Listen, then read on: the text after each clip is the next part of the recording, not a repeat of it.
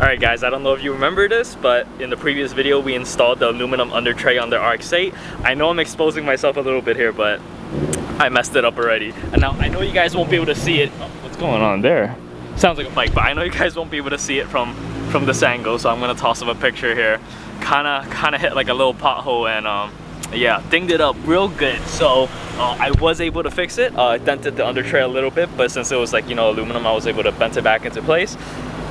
And today we're gonna go test it at the Toge to see if it, you know, if it does this job. So we're gonna be doing that right now. And also, I just realized the fitment here is getting a lot worse. So, you know, I'm really tired of this bumper because it's giving me a lot of fitment issues. But I realized that if I try to fix those the bumper fitment issues, the under tray fitment gets a lot worse. So I'm gonna just leave it as is because I think it's more important that my under tray stays on than you know, having a little gap in the bumper. So we're gonna make our way right now to the local Toge. Now originally I was gonna see if I could drive with Jason, but it seems like he's kind of busy. But we got the next best thing. I'll show you guys when we're there.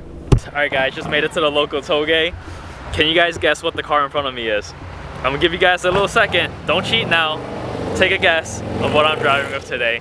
Guess my ready? Guess my, I don't know if you could hear it, but if you can, you probably guess what it is. But you ready? We're back with Peter's RX-7. He's over there on a little call with his wife right now. You know, he's got a lot more responsibility than me. A lot more responsibility than me, but we're here with the RX-7. Man, dude, this thing looks beautiful.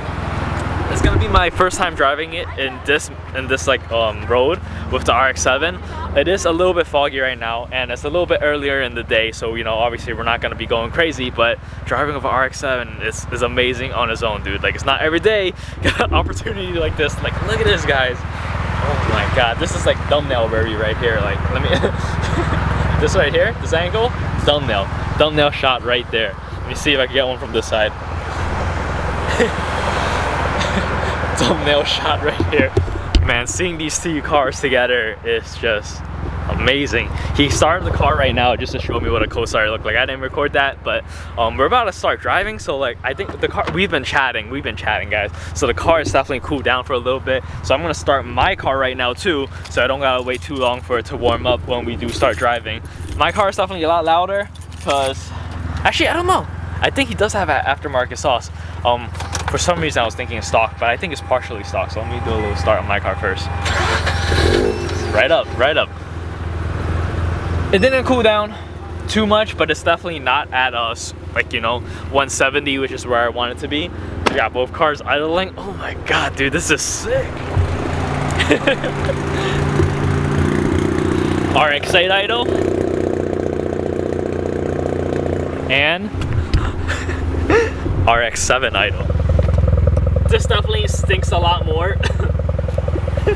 Man, you can hear those baby braps. This is sick, guys. I can't wait to start driving. I'm gonna set up some cameras and it's gonna be a good time. Heading out with the RX-7 behind me. It's his first time here, so I'm gonna take the lead and show him the road. Not gonna go too crazy, but dude, I'm driving with an RX-7. That's sick. We should have Jason out here too.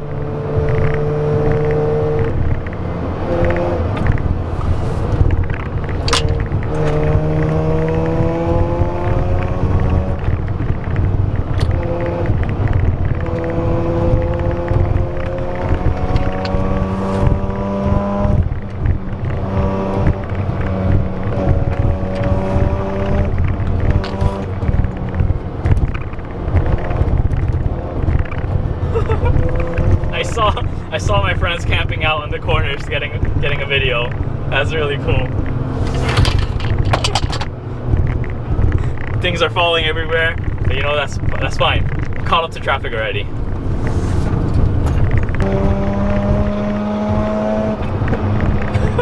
I could hear like the RX-7. I mean, I could hear the RX-8 like backfiring a lot. I'm really curious to see if like I'm shooting out any flames. I should put like a camera back there, because every time someone chases me, they tell me they see a bunch of fire coming out the back, and I want to see that for myself. So I might have to put on a... Is that a Miata? That was the Miata, dude! The Miata just passed us! Bro! All right, this is gonna be a fun time, guys. This is gonna be a fun time. Dude, we got everyone out right now. Unfortunately, Jason's S2000 isn't here today because he's getting his clutch done. But we got the Miata out, and we got the Miata out. We got the RX-7 out. Dude, we got a Miata, a RX-8, and a RX-7 out. That's sick.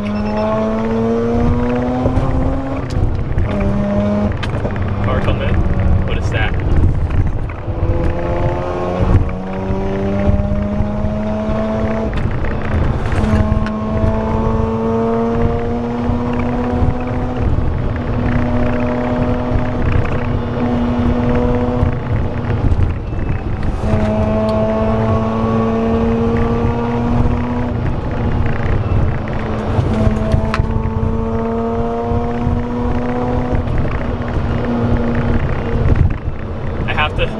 Have to show the RX-7, man. This is my home Toge.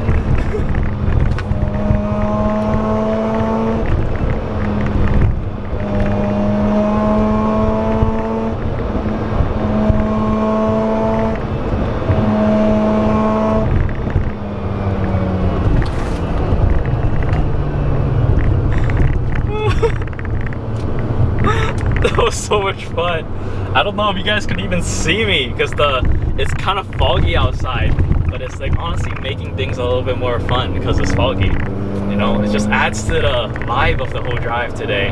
Man, I should really just stick my 360 camera up behind us and we'll get a really nice view of everything.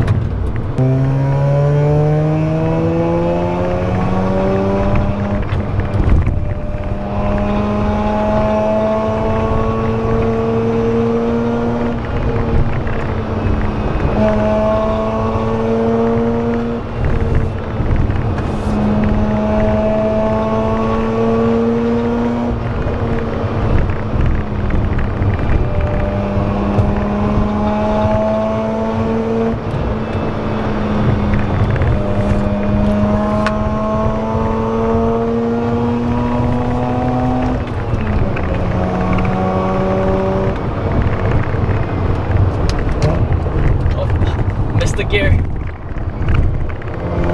Missed the gear.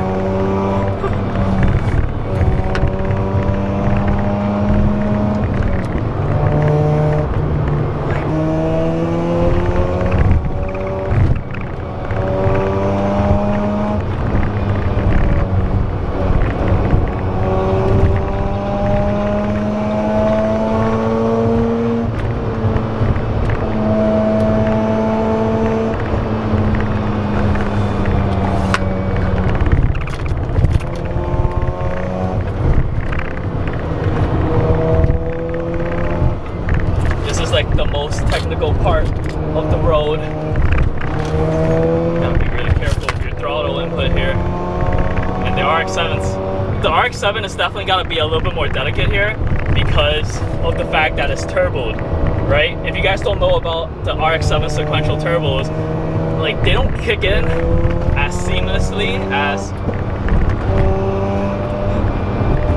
I lost my train of thought.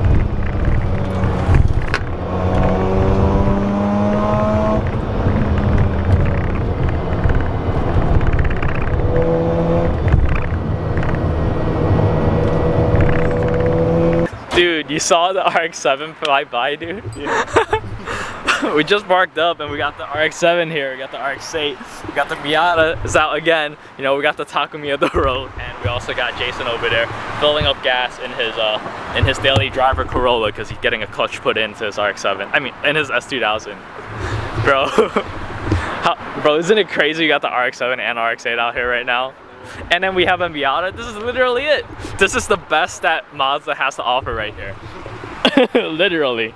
It's like the 3 best cars they've made, in my opinion. We're just missing a 2018 CX-9. We're just a 2018 CX-9? He's the fastest on the road, bro. You gotta get, like... Once you know how to drive, dude. You have your passenger seat in today, or what? Yeah. You do? Bro, I want to get a ride along in the Miata. He finally put his passenger seat back. Like this corner, I can do.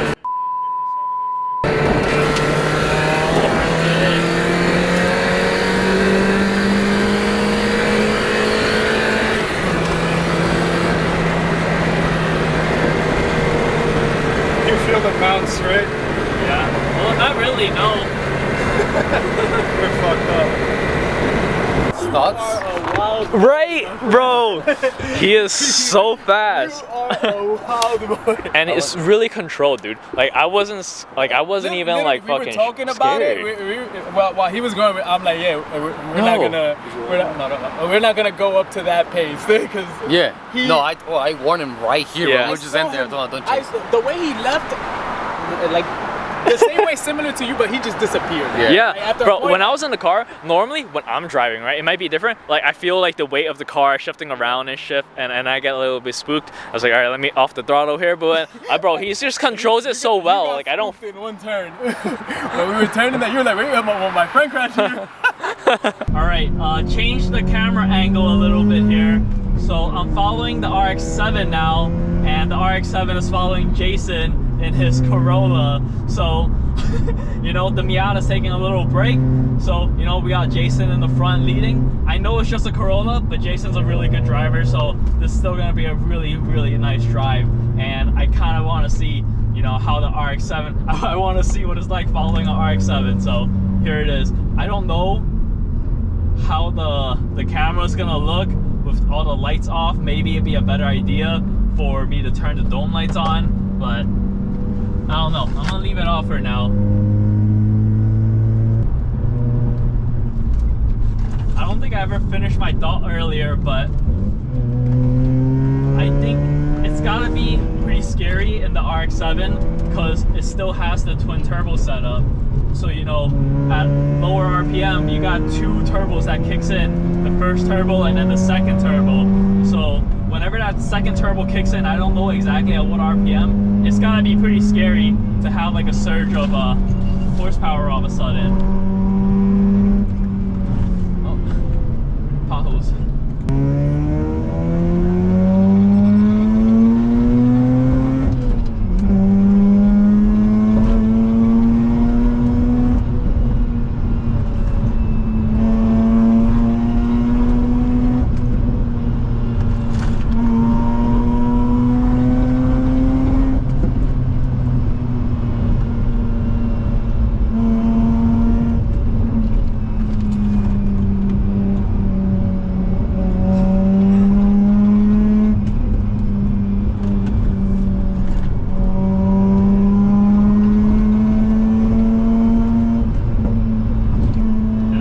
I know it's shooting a lot of flames. I wish I could see it.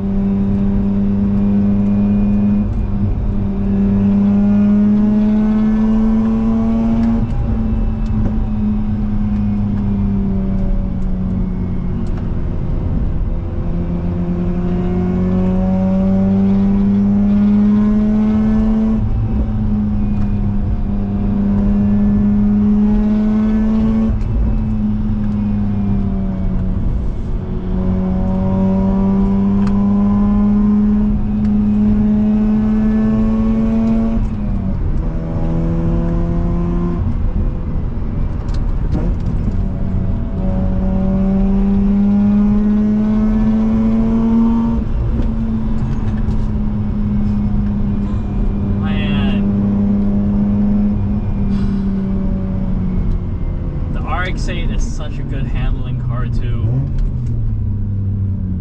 I know, like, you know, having an RX-7 right in front of me, you know, this car kind of lives in that car's shadow, but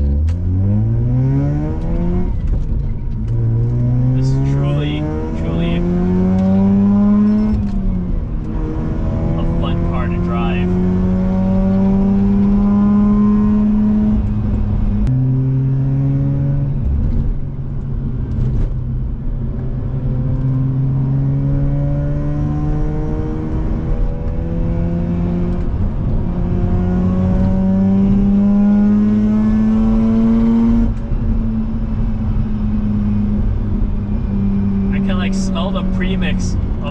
72, which is, you know, not usually what I'm used to smelling because I'm usually never following a rotary. Having this three-way race is kind of fun.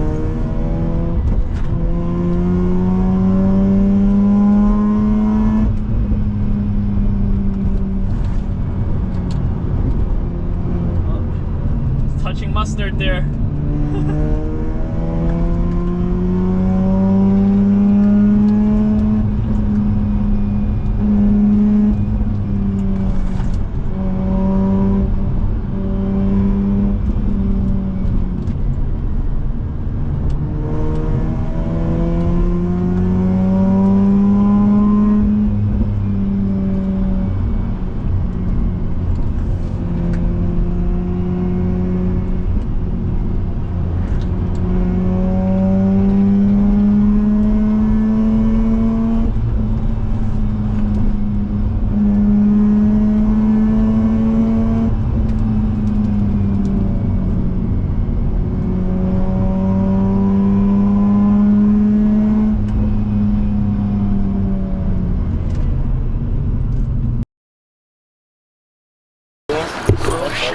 Huh? Don't touch it.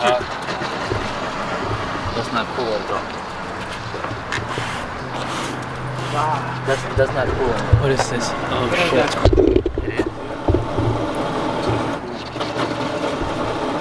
It's boiling over. It's just coming out of the overflow. Oh, right here. I'll sneak in behind you if that's right. I'll have to push it back.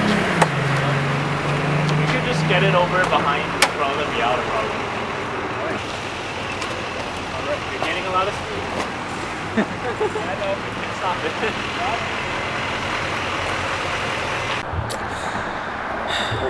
Damn dude. RX-8 is like pissing coolant. And Jason over here saying that's about to be you. No. Fingers crossed, dude. Yeah. So I'm hoping it's not like a coolant seal thing, because I'm hoping he didn't overheat the engine, because the coolant was literally boiling. We heard it boiling. It was like literally leaking out of the overflow tank. I don't think it's a coolant seal, just because like he wasn't like blowing out any white smoke from the back. It was literally just from the overflow tank. So I'm pretty confident the engine didn't overheat. It could be something with the radiator cap, because this is rated for the wrong amount of pressure for the AST delete. So fingers crossed that's the case. Peter's gonna buy some coolant right now, and we're gonna see if we get the car back on. And yeah, I don't know, fingers crossed it's nothing engine related, but as of right now, just based on what we see, I don't think it is engine related. I feel like if it did blow a coolant seal, it would be puffing white smoke everywhere, and it wasn't doing that. It was running and driving just fine. It's literally right when we stopped, we heard it boiling, and we popped the hood and we just see it leaking everywhere. Literally piss coolant. Yeah, so definitely not something you want to see in rotaries. Definitely scares me from FD ownership a little bit, but you know, it just comes with the cars of the era. You just gotta take care of it. Let's see if this thing starts. I mean, hey, it starts right up. I don't see any smoke. No smoke. That's a good sign.